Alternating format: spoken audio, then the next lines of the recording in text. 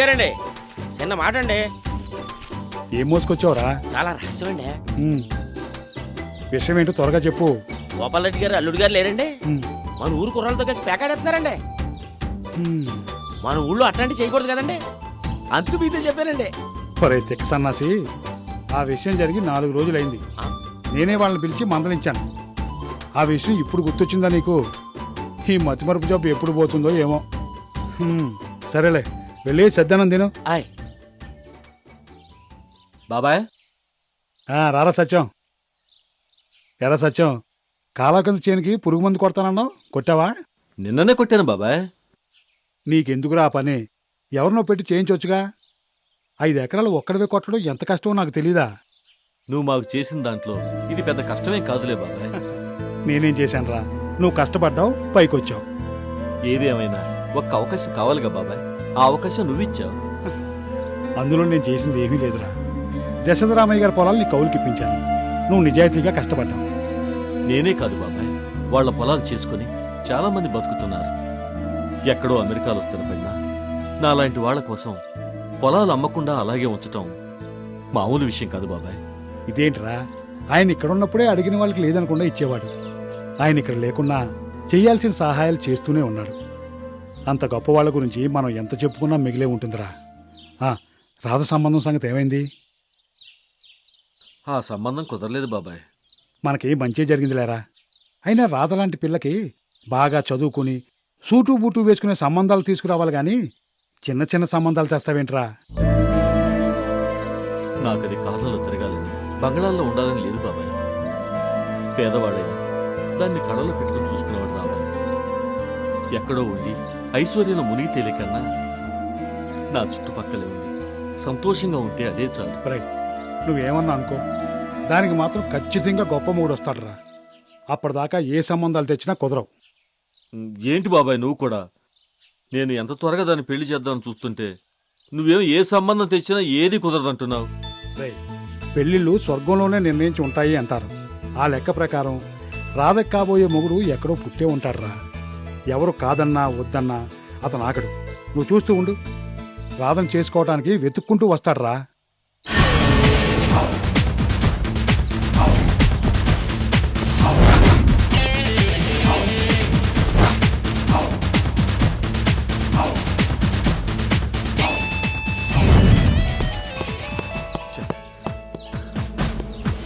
Hello చెప్పు, ఎక్కడున్నావు? ఎక్కడున్నానంటే ఇక్కడ ఏదో పెద్ద వాటర్ ట్యాంక్ ఉంది, ఆ రూట్లోనే ఉన్నాను. నువ్వేం టెన్షన్ పడకు, నేను వచ్చేస్తున్నాను. తొందరగా రా, నాకు భయంగా ఉంది. నువ్వు అక్కడే ఉండి నేను వచ్చేస్తున్నాను. Okay okay.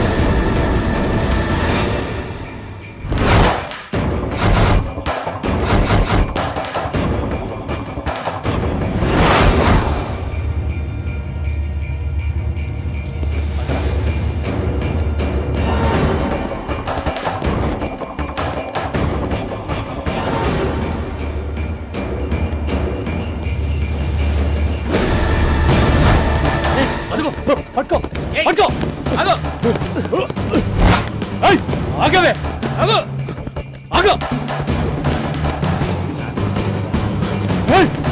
ఆగో.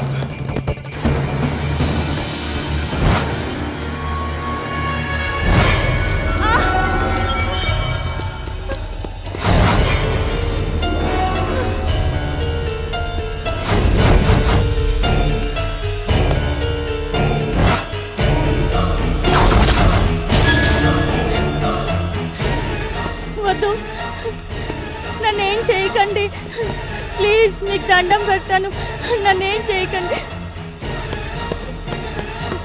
అజయ్కి తెలిస్తే మిమ్మల్ని చంపేస్తాడు. సంధ్య, నన్నేం చేయకండి, వదిలేయండి ప్లీజ్ రేయ్ ప్లీజ్.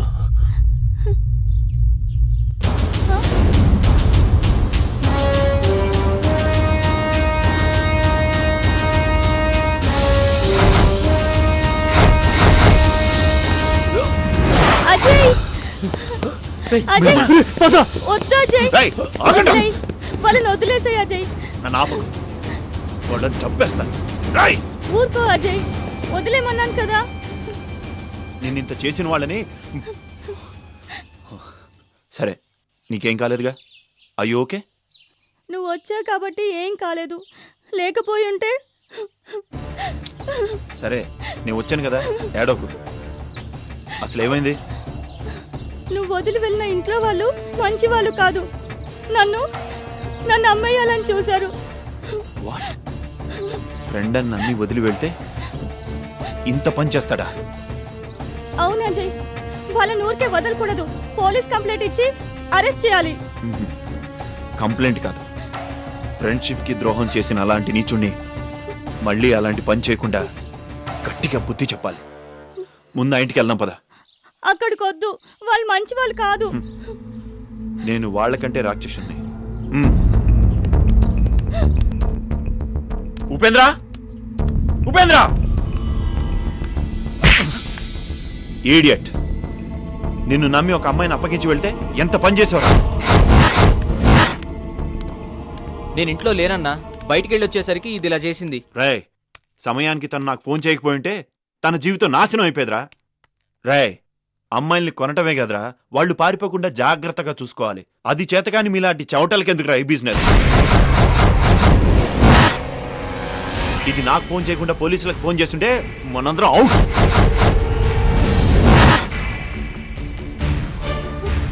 అంటే వీళ్ళకి నన్ను నమ్మేసింది నువ్వేనా? రేయ్, నిన్ను నమ్ముకొని ఆయన వాళ్ళందరినీ వదిలేసుకుని వచ్చాను కదరా, కానీ నువ్వు నిన్ను వదలరా. రావే.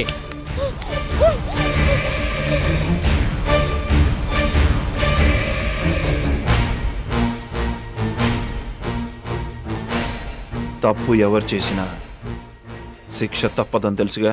నాగరాజు, పొరపాటు జరిగిపోయింది నాగరాజు. ఇంకోసారి ఇలా జరగదు. ఈసారికి వదిలే నాగరాజు. వదలొద్దు నాగరాజు, నువ్వేం చేయాలనుకున్నావో అది చేసేయి. నువ్వు వెళ్ళి మందు తీసుకురా. అలాగే.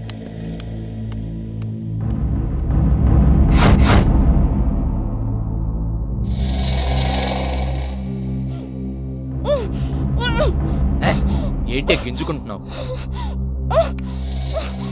ఇదిగో నాగరాజు.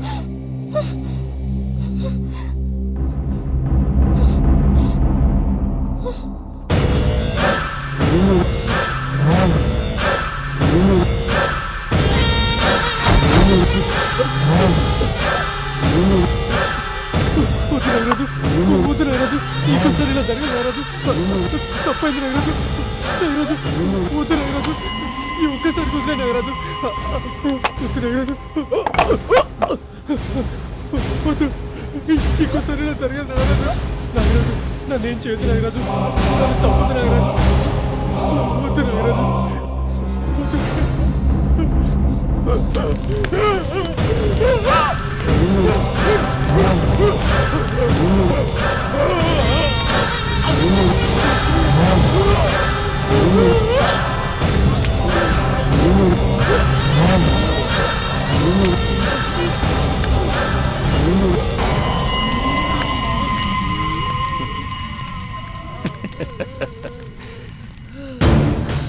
నమ్మటం ఆడవాళ్ళ వీక్నెస్. వాళ్ళని నమ్మేయటం నా బిజినెస్.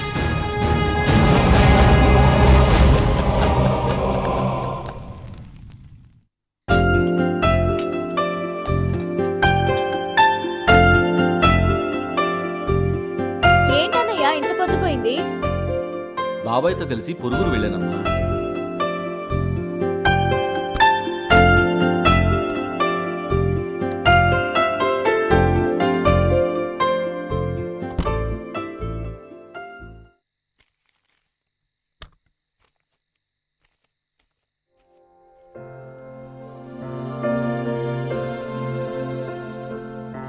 అన్నయ్య, ఈ రోజుల్లో అందరూ బ్యాంకుల్లో దాచుకుంటుంటే నువ్వు ఇంకా ఈ చెక్ పెట్టిన వదలవేంటి? ఇది అమ్మ పెట్టమ్మా. అమ్మ డబ్బులు ఇందులోనే దాచుకునేది. ఉన్న 10 పరకు రోజు తీసి లెక్క పెట్టుకునేది. ఇప్పుడు ఈ పెట్టెలో డబ్బులు దాచుకుంటే అది అమ్మ చేతికిచ్చినట్టే ఉంటుందమ్మా.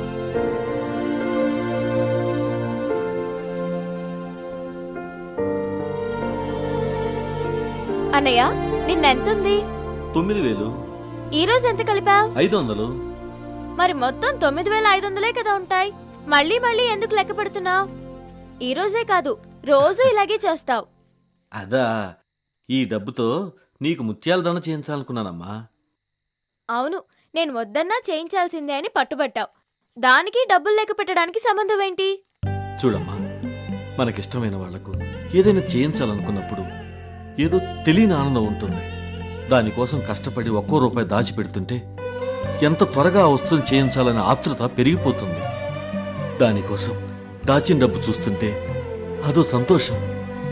ఏంటన్నయ్య ఇది? ఎప్పుడు నా ధ్యాసేనా? నాకు లోకం నువ్వే కదమ్మా. సరేలే, ఇలాగే కబుర్లు చెప్పుకుంటే తెల్లారిపోతుంది. నీకిష్టమని చేపల కూర వండాను. త్వరగా కాళ్ళు చేతులు కడుకునిరా. నీ చేత్తో చేసిన చేపల పులుసు అంటే ఇక ఒక్క నిమిషం కూడా ఆగలేను. పదమ్మా, వడ్డించి వస్తున్నాను.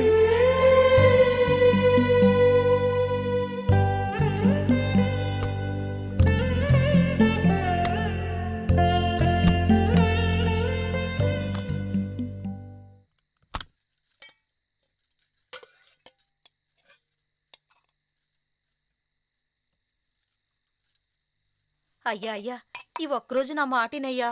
రోజు ఏదో ఒకటి చెప్తూనే ఉంటావు. ఒక్కరోజైనా కమ్మగా తిని రాసలేదు ఇయాలవే. అది కాదయ్యా. ఇక నువ్వేం చెప్పొద్దు. నోరు మూసుకుని లోపలికెళ్ళా. నా మాటినయ్యా, ఈ పూటకు సర్దుకో. రేపు నీకేది కావాలంటే అది నేను చేసి పెడతాను. ఏందే నువ్వు చేసేది? పగలంతా చేలో పనిచేసి వస్తే ఈ పచ్చడి మెతుకులతో అన్నం పెట్టేది. ఈ పచ్చడి మెతుకులు తింటాం నా వల్ల కాదు. నన్నేం చేయమంటావయ్యా? సావిత్రక్క కూతురు దగ్గరికి వెళదాం తోడు రమ్మంటే వెళ్ళాను. వచ్చేసరికి ఆలస్యం అయిపోయింది. కారణాలు నేను అడగలా. ఇంట్లో పని వదిలేసి బయట వాళ్ళ పనులకు వెళ్తే ఇలాగే ఉంటుంది మరి. అది కాదయ్యా.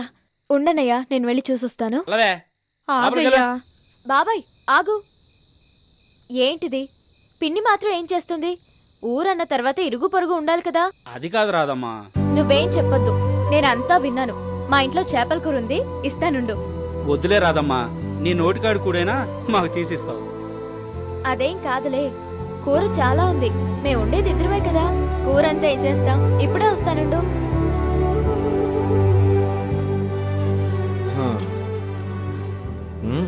అది కాదన్నయ్యా. అంతా విన్నాను. ఇప్పుడే వస్తానని చెప్పి ఆలస్యంగా వెళ్ళకూడదు. తీసుకెళ్ళి.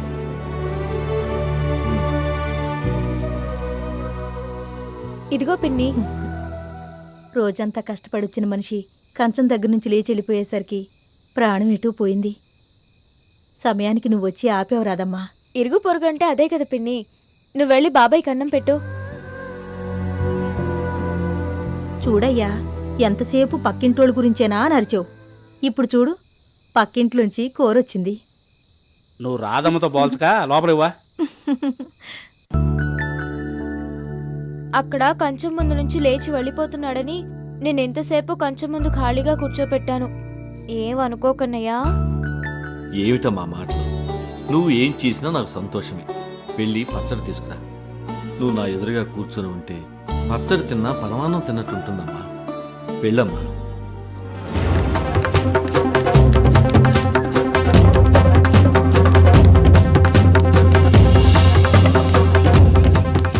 రేయ్, దుబాయ్ సింగ్ కనిపించాడా? లేదురా, ఎక్కడ కనిపించలేదు. అర్జెంట్గా దుబాయ్ సింగ్ కలుసుకోవాలరా. అంత అర్జెంట్ ఏంట్రా? అవన్నీ సీన్ తోటే మాట్లాడాలి. వెతుకుతాం పదా. సరే పదా.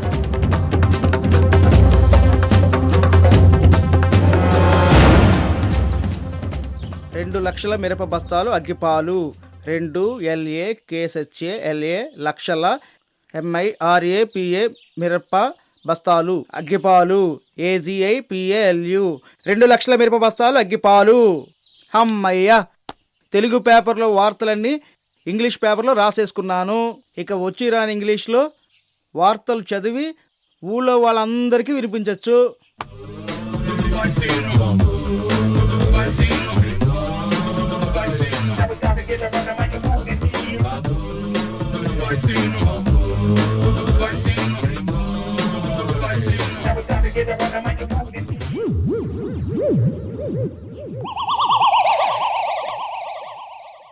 సౌదీ పంపిస్తానని ఉన్న డబ్బంతా ఆ ఏజెంట్ గారు కొట్టేశాడు. బాంబేలో అడ్డమైన పనులు చేసి ఫారెన్ నుంచి వచ్చినట్టు బిల్డప్ ఇచ్చుకుంటున్నాను. ఆఖరికి ఈ తాటికలు కూడా ఈ టిన్లో పోసుకుని టిన్ బీర్లో ఫీల్ అవ్వాల్సి వస్తుంది. ఏం చేస్తాం, టైము.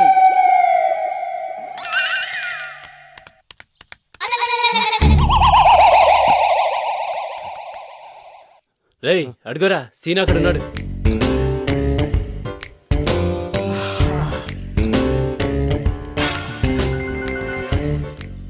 నమస్తే సీను. ప్రాంతో అంటే ఏమిటి సీను? ప్రాంతో అంటే ఇటలీలో హలో అన్నమాట. అవన్నీ మాకేం తెలుసు సీను. తెలుసుకోండిరా, నేనున్నానుగా. మై హూనా. ఇంగ్లీష్ నుంచి ఇటలీ వరకు మీకేం కావాలన్నా నన్ను అడగండి. అలాంటి విషయం అడుగుదామని వచ్చాం సీను. ఈ రోజు పేపర్లో అమెరికాలో అణుబాంబులు ఉన్నాయని రాశారు సీను. ఇప్పుడు రాయడం ఏంట్రా పిచ్చోడా? నేను అమెరికాలో ఉన్నప్పుడే అవి ఉన్నాయి. అలాంటివి పెట్టుకోవడం మంచిది కాదు, పారేయమని అప్పట్లోనే నేను ఓ పెద్ద ఉద్యమం కూడా చేశాను. తర్వాత ఏమేం సీను? ఏమైందంటావేంట్రా? ఇంతలో నాకు అర్జెంటుగా ఆస్ట్రేలియా నుంచి ఫోన్ వచ్చింది. విధి లేని పరిస్థితుల్లో వెంటనే అక్కడికి వెళ్లాల్సి వచ్చింది. ఎక్కడో కళ్ళు వాసన వస్తుంది, పైగా అది మురిగిపోయిన కళ్ళు వాసన. రై, కళ్ళు వాసన లేదు, గిల్లు వాసన లేదు. వచ్చిన పనేంటో చెప్పంటారా వేస్ట్ ఫెలోస్. ఏం లేదు సీను, ఆ బాంబులు ఏమన్నా మన ఇండియా మీద వేస్తారేమో భయంగా ఉంది. ఓసారి అమెరికాలో ఉన్న మీ ఫ్రెండ్కి ఫోన్ చేసి ఆ విషయం కనుక్కో సీను. అలాంటి విషయాలు చెప్పర్రా. మాలాంటి వాళ్ళకైతే చెప్పరు సీను, నీకైతే చెప్తారు. ఫోన్ బిల్ అవుతుందని వెనకడదు సీను. చేస్తే కదా అవ్వడానికి. చెయ్యి సీను. ఓకే.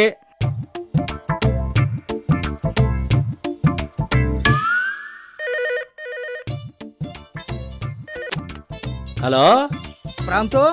ప్రాంతమా? ఇది పీలేరండి. పెరల్ హార్బరా? హెర్బల్ ఏమి ఉండవండి, అవి ఇక్కడ వాడరు. వాడతారేమోనని ఇక్కడ మా బాయ్స్ భయపడుతున్నారు. అసలు మా దగ్గర లేవంటుంటే ఎలా వాడతారండి? సరే, ఎందుకైనా మంచిది లోపలికి వెళ్ళి ఒకసారి చూసి వస్తే సరి. లోపల మా ఆవిడ ఉందండి. ఆవిడ కూడా ఉందా? క్లింటన్ భార్య కూడా ఉందంట. వీళ్ళతో వాళ్ళతో ఎందుకు గాని ఆవిడని అడుగు. మధ్యలో ఆవిడని అడగడం ఎందుకు? ఇంతకీ తమరెవరండి? పర్వాలేదు, వెయిట్ చేస్తాను. చేసింది మీరే కదా, ఎంతసేపు అయినా ఉండండి. అలాంటిదేం లేదంటారా, మీరు ధైర్యంగా వెళ్ళిరండి. అమ్మాయ వెళ్ళొస్తాం సీను. అవును, క్లింటన్ భార్య కూడా తెలుసా నీకు? తెలుసు, ఓ రోజు పేపర్లో చూసా. ఓకే, చావ్ బచావ్. ఏంట్రా అట్టా వెర్రిమోహలు వేసుకుని చూస్తున్నారు? క్షేమంగా వెళ్ళి లాభంగా రండని ఫ్రెంచ్ భాష. ఓహో, చావ్ బచావ్, చావ్ బచావ్. బానే ఉందిరా. పెరల్ హార్బరు, అణుబాంబు, క్లింటన్ భార్య. ఇంత అమాయకులం కాబట్టే అందరూ మనల్ని మోసం చేస్తున్నారు.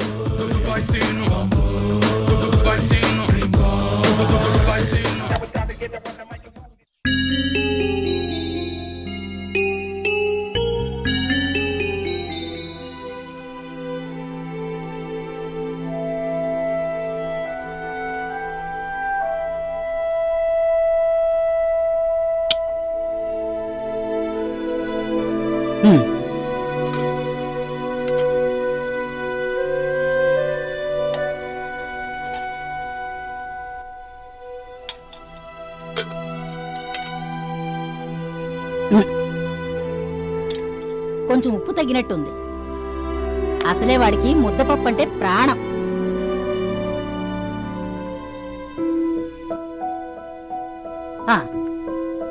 ఇప్పుడు సరిపోయింది. అమ్మాయి సుశీల, తూర్పు వెళ్లే రైలు వచ్చిందంటే ఏమో తెలియదు సీతమ్మా. ఏమీ తెలియకుండా ఎలా బతుకుతున్నారో ఏంటో.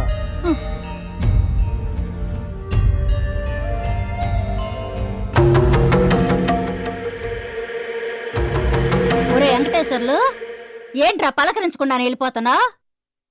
తూర్పు వెళ్లే రైలు బండి వచ్చిందా? వచ్చింది. వచ్చిందా? ఎంతసేపు అయిందిరా? అరగంట అయింది. నేను అందులోనే వచ్చాను. కొత్తోళ్ళు ఎవరైనా వచ్చారా? ఎవరు రాలేదు సీతమ్మా. రారు, ఎవరు రారు, నాకు తెలుసు. నేనే అనవసరంగా ఎదురు చూస్తుంటాను.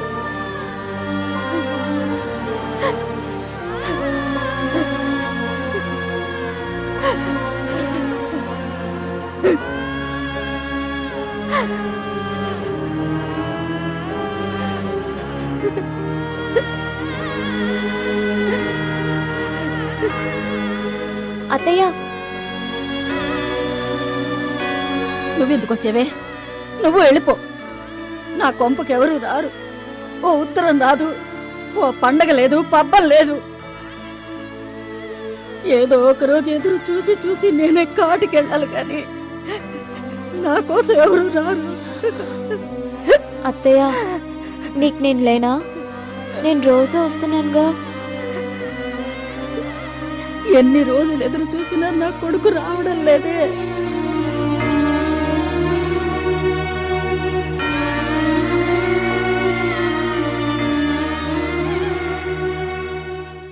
చెప్తాని, సమాధానం చెప్పి తీరుతాను. కానీ అది మీకు కాదు, చెప్పాల్సిన వాళ్ళకే చెప్తాను. రాధా, దాని ప్రవర్తనలో ఏదో తేడా ఉందమ్మా. వచ్చినప్పటి నుంచి అదోలా ఉంది. అవును, వాడే రాసుంటాడు. ఇంక ఉత్తరం రాయడానికి నాకెవరున్నారు?